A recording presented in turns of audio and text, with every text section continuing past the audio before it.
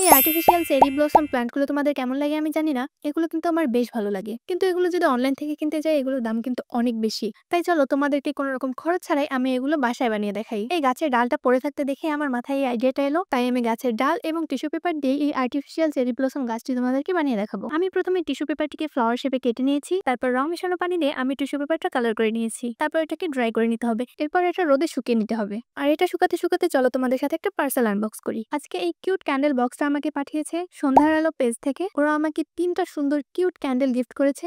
এগুলো দেখতে কিন্তু মাশাআল্লাহ অনেক বেশি সুন্দর ছিল। আমার কাছে তো সবথেকে বেশি কিউট লেগেছে এই ডেইজি ফ্লাওয়ারটা। আর ক্যান্ডেলের ফিনিশিং গুলো অনেক বেশি সুন্দর ছিল। ওদের পেজে কিন্তু প্রতি স্যাটারডে একটা স্পেশাল অফার থাকে।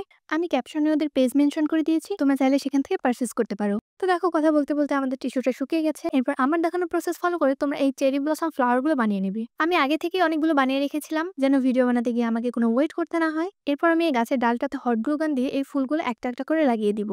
গাছের ডালটা কিন্তু ছিল। আমি এটাতে কোনো কালার করিনি। যেরকম ছিল সেরকমই জাস্ট একটু পরিষ্কার করে নিয়েছি। তো একটা একটা করে আমার সবগুলো ফুল লাগানো শেষ।